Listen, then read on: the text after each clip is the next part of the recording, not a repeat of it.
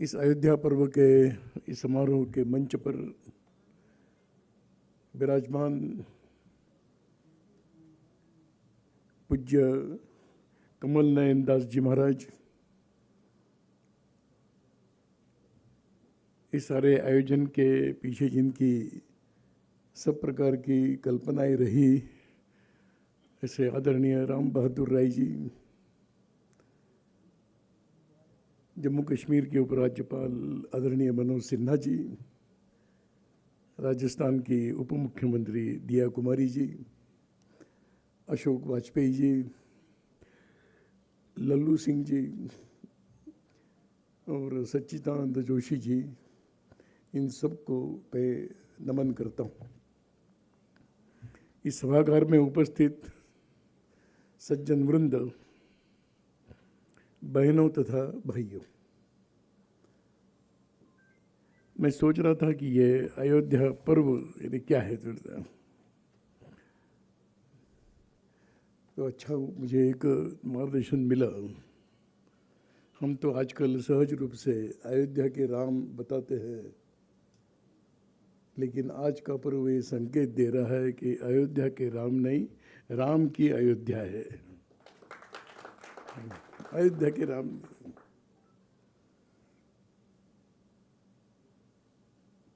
मैं कभी इतिहास के संदर्भ में सोचता हूँ,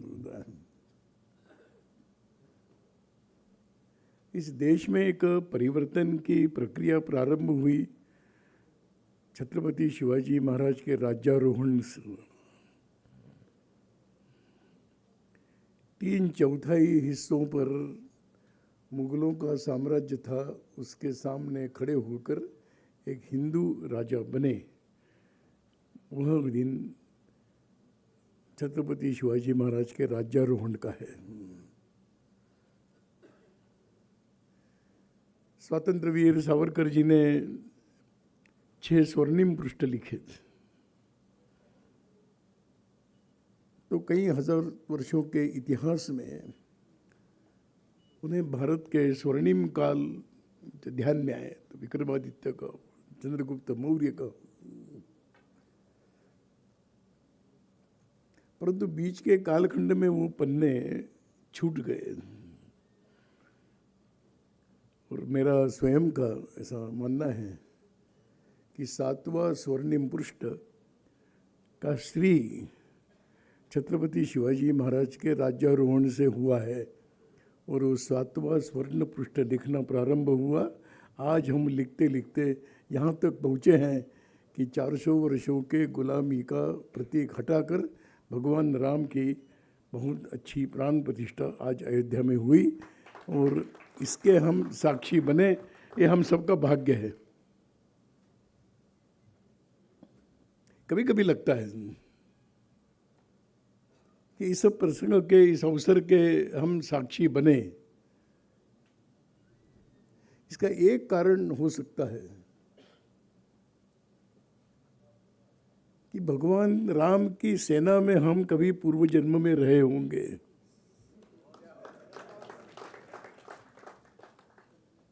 उसी आगे बढ़ते हुए इतिहास को भी हम देखते आए हैं और वहाँ पर कलंक का ढांचा हटते हुए एक भव्य राम मंदिर बनते हुए हम देख रहे हैं, बना हुआ देख रहे हैं। इसका मतलब ही है हम राम के साथ चल रहे हैं। सबका भाग्य है और इसलिए भाग्यशाली, और इसलिए इस प्रकार का यह जब हम विचार करते हैं, मंदिर बनना कोई कठिन बात नहीं। अयोध्या में प्राण प्रतिष्ठा हुई तो वो तो साधनों से बन जाता है। थोड़ी कानूनी लड़ाई लड़नी पड़ी, परंतु साधनों से भव्य मंदिर का निर्माण तो हो गया।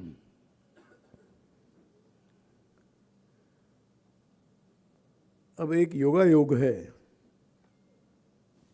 कि इस देश में और एक परिवर्तन लाने के कार्य का शुभारंभ 100 वर्ष पूर्व हुआ और उसी 100वें वर्ष में ही भगवान राम के मंदिर पर भगवा ध्वज लहराया गया। ये भी एक योगायोग है, वो ईश्वर की योजना है।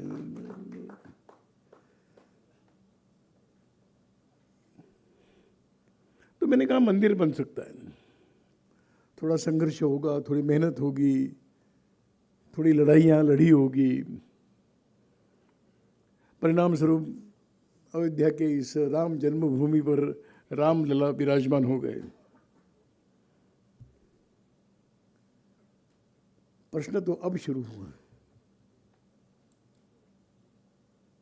कि मंदिर में राम लला विराजमान हुए, हम सबके हृदय में राम लला विराजमान कब होने वाले हैं,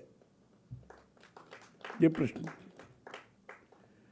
वो होना है। अंदर आने केवल ये मंदिर से नहीं होता। जब मंदिर निर्माण की बातें चल रही थी तो ऐसा बनेगा वैसा बनेगा, पर्यटक लोग आएंगे, मैंने कहा पर्यटक नहीं आएंगे, या दर्शन करने वाले लोग आएंगे। आज तक के मंदिरों के इतिहास में मंदिर देखने के लिए जाने वाले लोग कम हैं, दर्शन करने वाले ही करोड़ों लोग हैं। वो दर्शन करने के लिए जाएंगे, तो मंदिर दर्शन के लिए, पर्यटन नहीं है।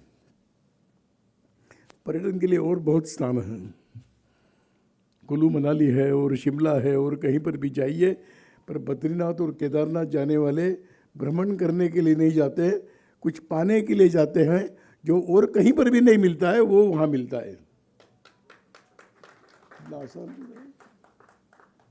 ये देश की शक्ति है, ये भारत की शक्ति है, ये हिंदुओं की शक्ति है कि यह सब प्रकार के कठिनाइयों पर मात करते हुए अमरनाथ की यात्रा भी करेंगे, वैष्णो देवी भी जाएंगे, केदारनाथ भी जाएंगे, गोमुख तक जाकर आएंगे। क्या मिलता है?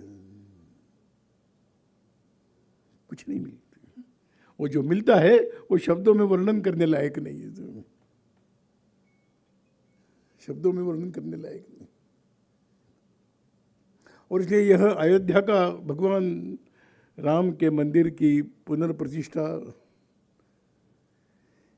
ये देश का भविष्य का इतिहास लिखने की जो शुरुआत हुई है, उसका एक बीच में आया हुआ एक पृष्ठ है, बीच में आया हुआ पृष्ठ। और इसलिए अयोध्या पर्व ये हमें उस पृष्ठ पे आगे लिखने का साहस देने वाला है, एक दिशा दर्शन करने वाला ये पर्व है। आनंदोत्सव नहीं है केवल, आनंद तो होता ही है।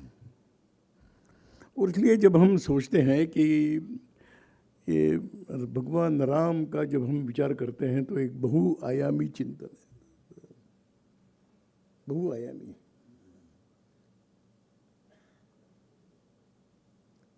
इसलिए केवल भगवान राम के ही बारे में कहा गया है, एक मर्यादा में है, एक पुरुषोत्तम है। इन दो शब्दों से वर्णन किया हुआ है।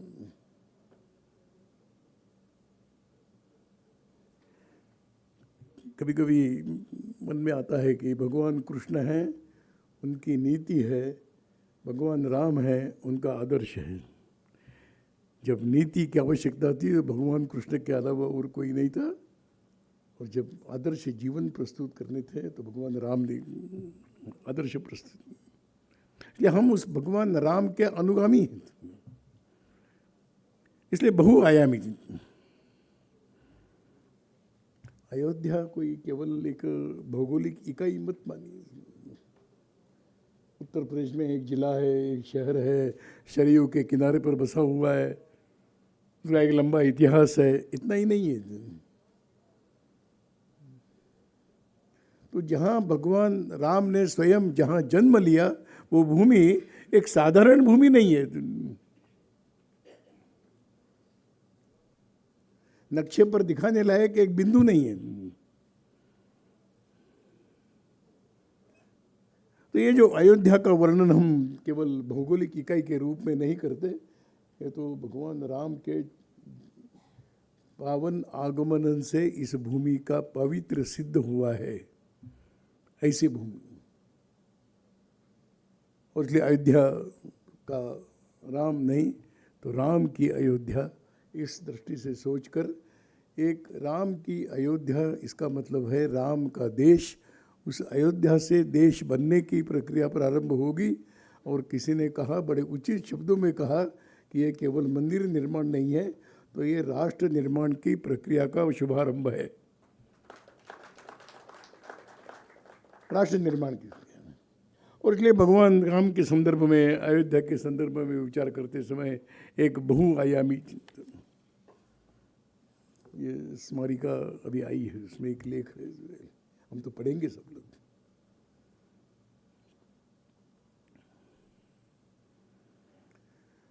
जैन आद्य तीर्थंकरों का जन्म स्थान अयोध्या है, ऋषभदेव जी का। भगवान बुद्ध का वहां पर कई बार निवास रहा है।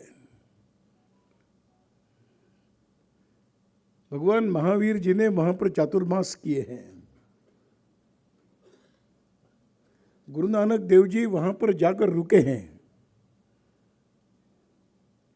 ऐसे सभी महापुरुष उस अयोध्या की ओर क्यों गए, क्यों जाते रहे, अयोध्या इसका केंद्र क्यों बना?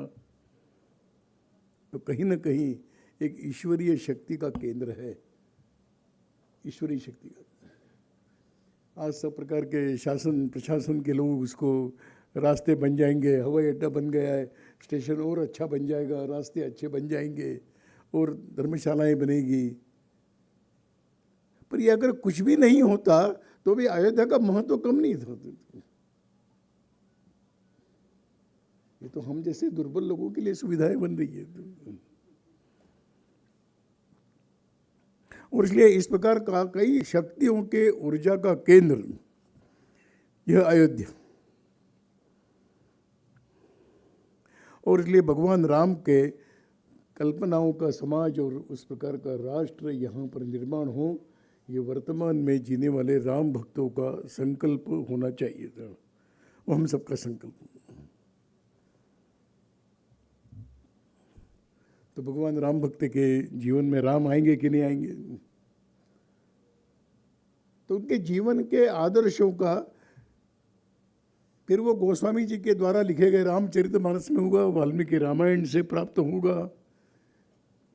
ये केवल पोथी पुराण पढ़कर रख देने लायक नहीं है, रख दिए ऐसा नहीं है।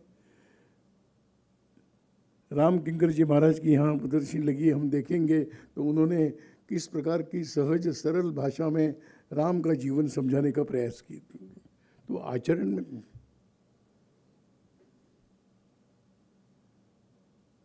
इसलिए वो केवल एक पूजा केंद्र नहीं, फूल चढ़ा दिए, आरती कर ली, भजन कर लिए, वापस आ गए, ऐसा नहीं है। तो वो धर्म का केंद्र है। तो धर्म मतलब केवल पूजा पाठ नहीं होता है। धर्म का संबंध स्वयं के जीवन से है, आचरण से है, श्रेष्ठ परंपराओं से है, संस्कृति के आचरण में है, मान्यताओं में है, समाज को ईश्वर मानने में है, राष्ट्र के प्रति कर्तव्य को समझने में है। वो धर्म है। उपासना धर्म है तो शुरुआत है। पर उपासना धर्म आवश्यक है। जब तक हम उपासना नहीं करेंगे हम शुद्धता की तरफ बढ़ नहीं पाएंगे। इसलिए उपासना करते करते शुद्ध जीवन की दिशा में बढ़ेंगे और फिर अपने, हम इस समाज के भी हम कुछ अंग है, इस प्रकार का आचरण करते हुए समाज धर्म की ओर जाएंगे। और समाज धर्म की ओर आगे बढ़ते बढ़ते राष्ट्र धर्म को पहचान कर अपने सारे कर्तव्यों का पालन करेंगे। यही तो भगवान राम के जीवन का संदेश है। इसको समझ,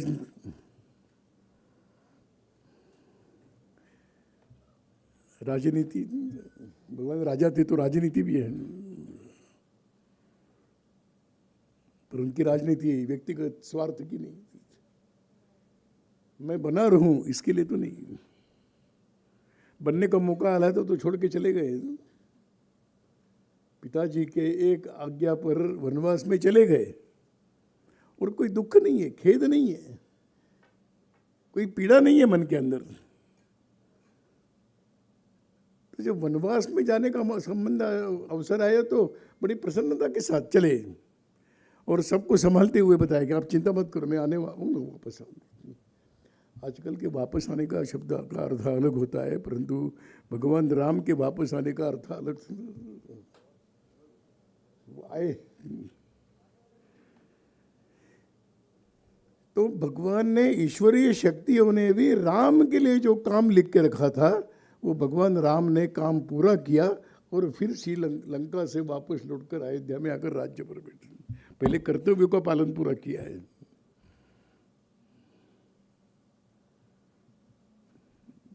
अगर कंस नहीं होता, कंस की प्रवृत्ति नहीं हुई, तो कृष्ण को अपने मामा को मारने की आवश्यकता क्या थी? अगर रावण में रावण की प्रवृत्ति न होती तो भगवान राम का कोई दुश्मनी थोड़ी थी रावण से। पर ये सब प्रकार की असामाजिक, अराष्ट्रीय, अनैतिक शक्तियां समाप्त होंगी तभी राम राज्य आएगा। राम राज्य आएगा और धीरे धीरे ये बातें समाप्त होगी, ऐसा नहीं। भगवान राम ने कहा ये सारी अनैतिक असुरी शक्तियों को समाप्त करके फिर मैं राज्य पे बैठूंगा। इसलिए 14 वर्ष गए हैं वनवास। और इसलिए राजनीति आजकल के ज़माने में अगर कोई हिसाब लगाता है तो एक बार आक्रमण किया, पराजित किया तो वहीं राजा बन सकते थे, परंतु विभीषण को राजा बनाकर आए हैं। हम राज्य जीतने के लिए नहीं आए, हम लंका को जीतने के लिए नहीं आए। हम लंका को उस असुरी शक्ति से मुक्त करने के लिए मैं आया था, वो काम पूरा हुआ, अब मैं वापस जा रहा हूँ। क्या ये एक राजनीतिक क्षेत्र में एक संदेश है सबके लिए कि इस प्रकार का श्रेष्ठ कार्य करते करते अपने आप अपने निजी कार्य में वापस आना है। और ये भगवान राम आदर्श व्यवस्था है। राम राज्य शब्द भी कहाँ से आया? आज कोई भी और किसी के राज्य की चर्चा नहीं करता। महात्मा गांधी जी ने राम राज्य की कल्पना कही, और भी सारे महापुरुषों ने राम राज्य को आदर्श माना। तो हम सबका इस क्षेत्र में, सामाजिक, धार्मिक, राजनीतिक क्षेत्र में सबका एक कर्तव्य बनता है कि उस राम राज्य की ईंट रखते रखते इस राम राज्य के आधार पर इस राष्ट्र भवन का निर्माण हमको करना है। में सबकी भूमिका है, तो आदर्श व्यवस्था बनेगी कि जिस व्यवस्था में कोई अन्याय नहीं होगा, जिस व्यवस्था में कोई अभाव नहीं होगा, जिस व्यवस्था पे सत्य के आधार पर ही चलने की भावना बनेगी। इस राजनीतिक व्यवस्था में सब प्रकार के सज्जन शक्ति बलवान होगी। इस राज्य की व्यवस्था में सभी सुखी समृद्ध होंगे, कोई पीड़ित नहीं रहेगा। इसको तो राम राज्य कहा है। और इसलिए जब राम राज्य की कल्पनाएं हैं तो आज वर्तमान के परिप्रेक्ष्य में उन सारे राज्य के, आदर्श राज्य की कल्पनाओं को रामायण से, राम के जीवन से समझकर उसको आज की वर्तमान परिस्थिति में कैसे लाया जा सकता है, इसका ही विचार समाज जीवन के सभी नेतृत्व करने वालों ने करने की आवश्यकता है। ये अयोध्या पर्व हमको यही संदेश दे रहा है, यही संदेश है। और इसलिए यह है, कोई कहेगा शिक्षा की व्यवस्था कैसी हो, तो भगवान राम के जीवन में शिक्षा की व्यवस्था ध्यान में आती है। विश्वामित्र ने कहा मुझे चाहिए राम और लक्ष्मण। दशरथ महाराज ने कहा कि ये क्या करेंगे बालक, तुमको अगर असुर से रक्षा चाहिए तो मेरी सेना देता हूं। भगवान मतलब महर्षि विश्वामित्र ने कहा कि नहीं, मुझे ये चाहिए, क्योंकि मैं एक समाज को संकेत देना चाहता हूं कि इस अवस्था में अन्याय को समाप्त करने की शिक्षा प्राप्त करोगे तो ही बड़े होकर अन्याय समाप्त करने वाले बनोगे। ये शिक्षा का उद्देश्य करते हैं। और इसलिए गए राम और लक्ष्मण को लेकर गए, मुझे तुम्हारी सेना नहीं चाहिए। एक भविष्य के लिए एक संकेत है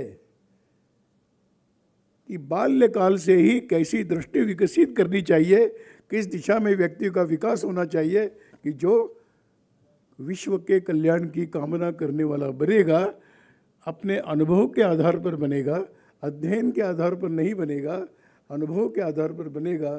तभी तो ये सारी घटनाएं घटित होती गई। और आगे 14 वर्ष का वनवास, ये केवल हम उसको कई के द्वारा मांगा गया वरदान वगैरह उसके साथ में जोड़े। भविष्य का राजा अगर बनना है तो समाज के जीवन का निकट से दर्शन करने की आवश्यकता है। कैसा है अपना समाज? महलों में बैठकर समाज ध्यान में नहीं आएगा, जंगलों में जाना पड़ेगा। इसलिए किसी योजना के तहत वनवास में गए और 14 वर्ष के बाद लौट कर आए तो आदर्श राज्य की कल्पना नहीं तो भरत तो आए थे, भाई नहीं ये मुझे नहीं चाहिए, आप ले लो, ये आपका है। अब ये उदाहरण आज मिलना बड़ा मुश्किल है। आया हुआ छोड़ने की बात छोड़ो, दूसरों का भी कैसे मुझे मिल जाए इसकी चिंता ज़्यादा रहती है।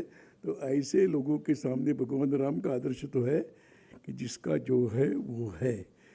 भगवान राम ने मान लिया कि ये लक्ष्मण का भरत का राज्य है, 14 वर्ष भरत ही राज्य करने वाले हैं।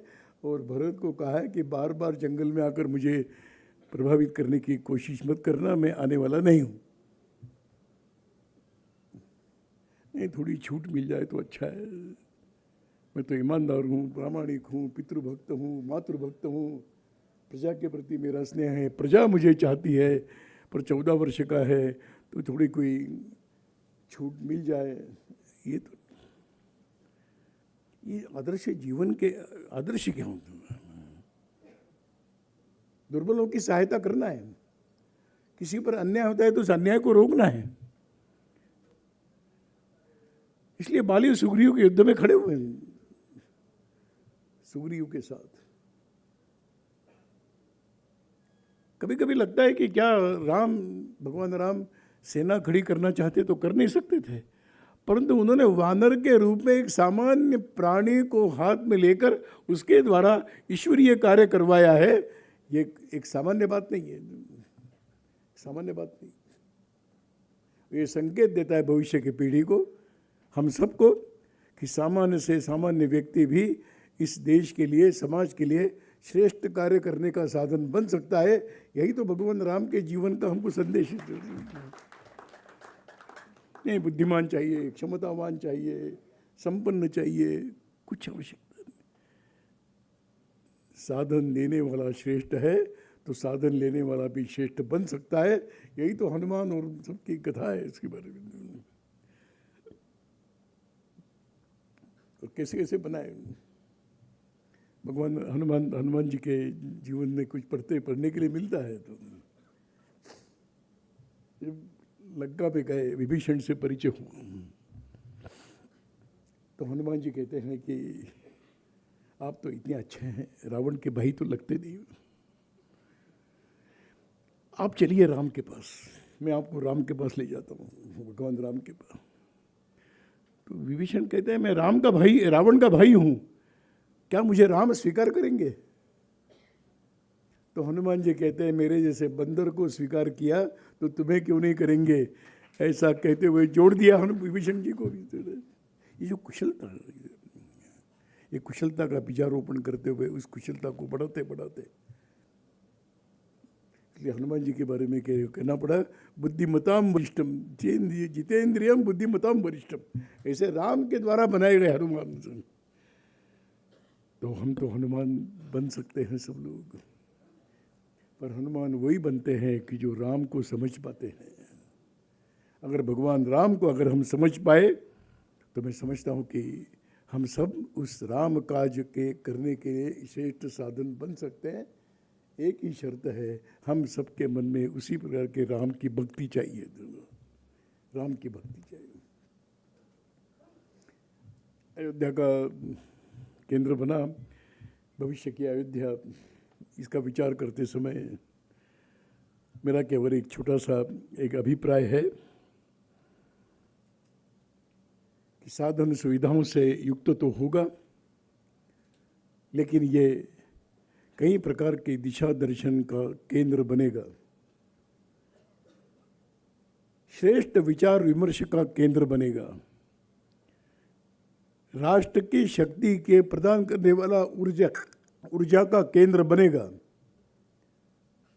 किसी भी परिस्थिति में पर्यटन स्थल के स्थान पर यह एक श्रद्धा का और ऊर्जा का केंद्र बने, ये देश की, समाज की, भारत की, हम सब की आवश्यकता है। इसी दृष्टि से भविष्य के अयोध्या की ओर देखना चाहिए। मैं समझता हूँ कि अयोध्या का पर्व इस प्रकार के चिंतन बिंथन मंथन विचार विमर्श का केंद्र बने इस दिशा में, इस प्रकार का अयोध्या बनाने में एक सहयोगी ये पर्व बनेगा। इस पर्व को केवल हम एक श्रद्धा के और राम के प्रति भक्ति का कारण न मानते हुए भविष्य के राष्ट्र के निर्माण का पर्व माने, इसी संकल्प को लेकर हम चले तो ही भगवान की राम की कृपा हम सब पर बनी रहेगी। भगवान राम कृपा करने ही वाले हैं, हम कृपा के पात्र बनना यह हमारे हाथ में है। उस दिशा में हम सब लोग विचार करें, सोचें, आचरण करें, संकल्पबद्ध हो और आगे चलने का पुरुषार्थ करें। इसी प्रकार का संदेश देने वाला यह पर्व हम सबको भगवान राम का आशीर्वाद प्राप्त हो, इसी कामना के साथ आयोजकों को फिर एक बार धन्यवाद देते हुए आप सबके अंदर के राम भक्ति को नमस्कार करते हुए मेरी बात पूरी।